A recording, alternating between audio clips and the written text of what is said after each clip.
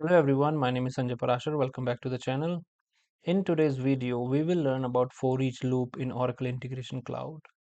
A for each loop is used when you want to process repeating elements in a request or response. For example, like a list of records, items, or candidates.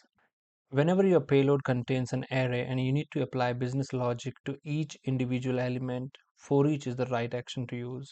In real-world integrations, most integrations involve multiple records or repeating elements or batch-style processing. The for each action allows you to iterate over each element, apply validations or conditions, and also like build a consolidated response if you need to. And today's demo is a perfect example for that. Before we jump into the demo, let's quickly understand today's use case with its request, business logic, and response. We will build a REST post integration that accepts a list of candidates as input, and each candidate element has a name and an age.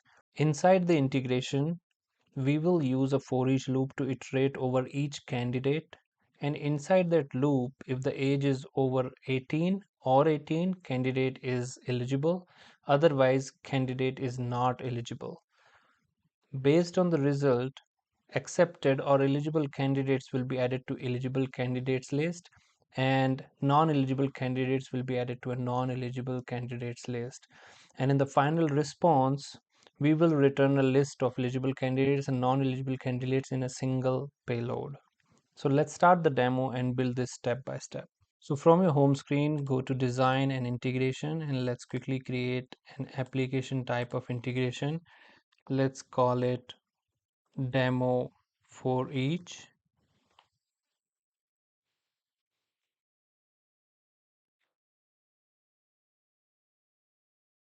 We can reuse this REST common connector as we have been using whenever we are creating REST as a trigger.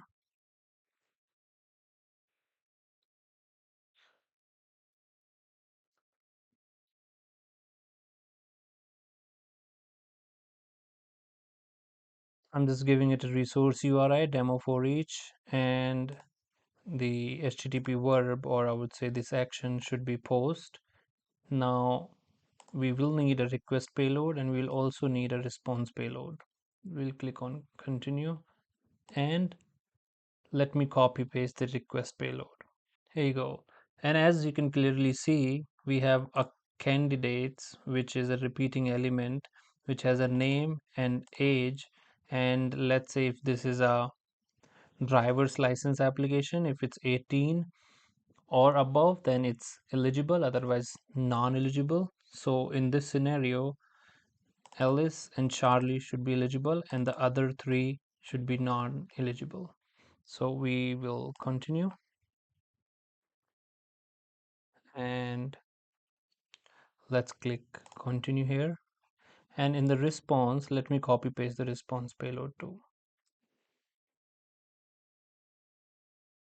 Now this is a sample of response payload where we have two lists. One is for eligible candidates and another one is for non-eligible candidates inside the root element called candidates. So let's continue and finish. So our trigger is here. Now let's add a for each action after the trigger. And inside this for each, as we can see, it says repeating element. So we'll need to see which element we want to iterate over. So as we can see here, candidates is the repeating element. So we can drag and drop it here under the expression. And if we click here at the developer view, we will be able to see the complete XPath of candidates. And this is a current element name. So this will create another complex object type variable, which is a local variable inside the for each that will hold the value of current candidate given whatever the iteration that we are on. So we can call it current candidate, and let's save it. Let me just give this for each candidate.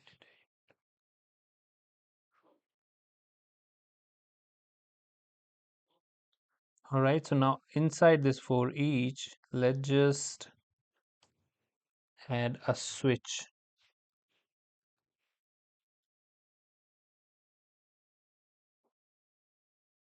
Now inside the switch route, what we will need to check is we need to check the age of current candidate. So we have this element here, current candidate, and inside this we need to get the age. If age is less than 18, we want to move it to non-eligible list. So let me just add an otherwise as well here.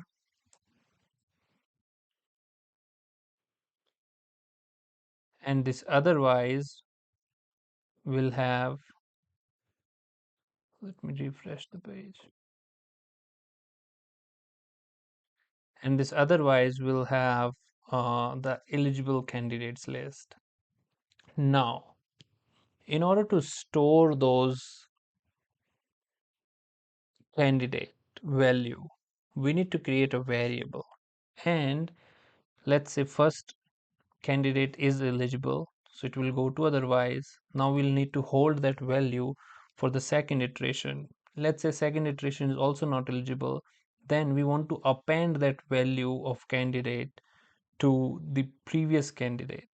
And let's say the third one comes and that candidate is not eligible, then it will go to this route 1 where we have to have another variable which holds the value of eligible candidates.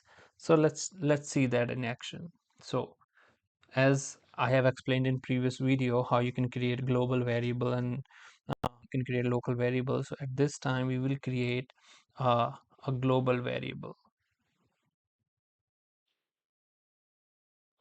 Let me refresh it.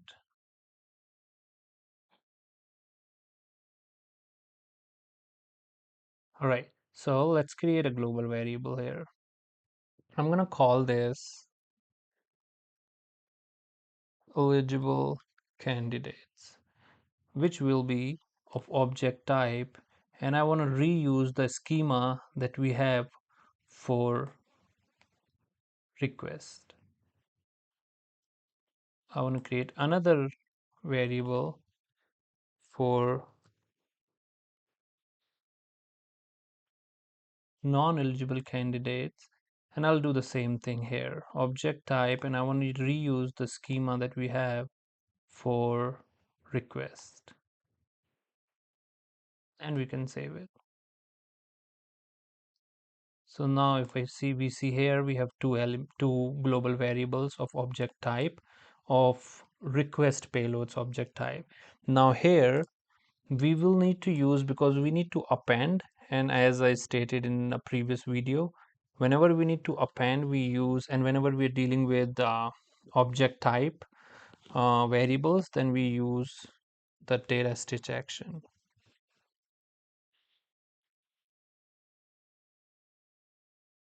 And now inside this data stitch operation, we wanna add value to our from our current candidate to success, or I would say eligible or non-eligible variables.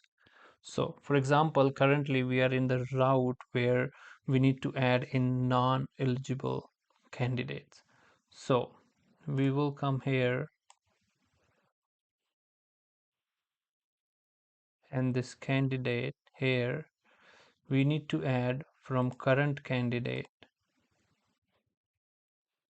and we'll need to use append operation here. Fair enough. Let's save it, and let's repeat the same thing here in otherwise.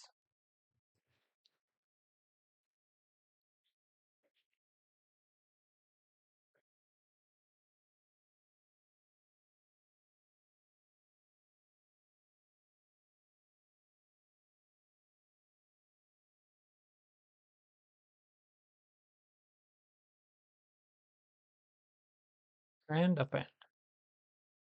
Let's save it, And now, once our flow is complete and comes here in the end, we have two global variables. One holds the value of all eligible candidates and one holds the value of all non-eligible candidates. And in our response, we need to send those under one payload under candidates. So for that, we will use this response mapping here. So let's edit it.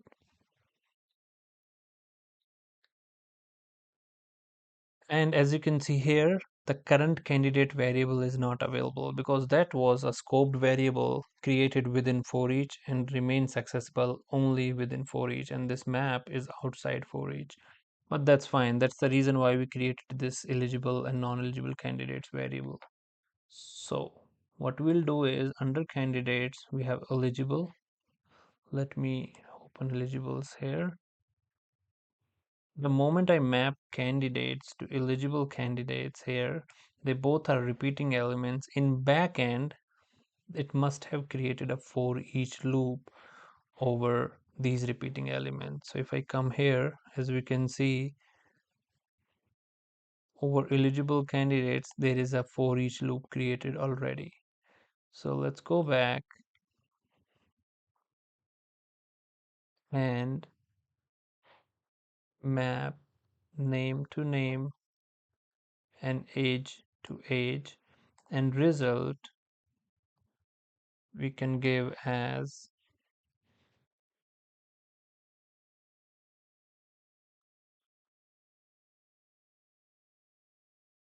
eligible. Let's just save it. Same thing we will need to do for non-eligible candidates.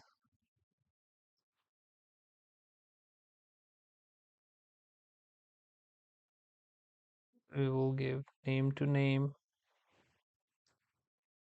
age to age, and result we will give value as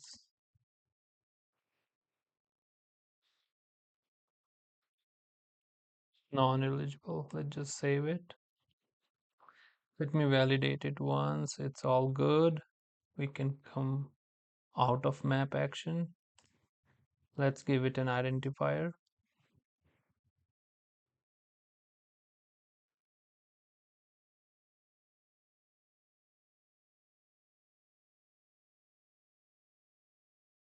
And that's it. Let's test it and see if we run into an issue or it's all sorted. So we'll go back. Let me activate this.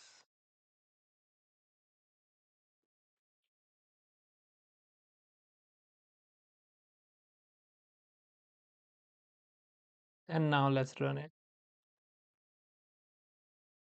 We'll check in the body. So it basically takes from the sample that we gave. Let me just give it different name. Let's say Sanjay and Rasher. And let me just run it.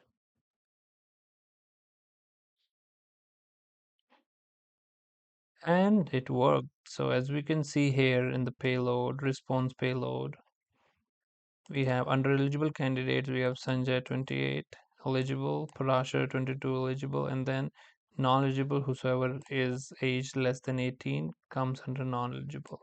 How it worked here is we can see in the instance that there were 5 iterations because there were 5 candidates in the request, and in the reply we gave a consolidated response but after iterating each candidates one by one. That's it for this video. In the upcoming videos, we'll continue building on this by covering while loop, fault handling, event-based integrations, and many more real-world integration patterns. So thanks for watching, and as always, keep learning.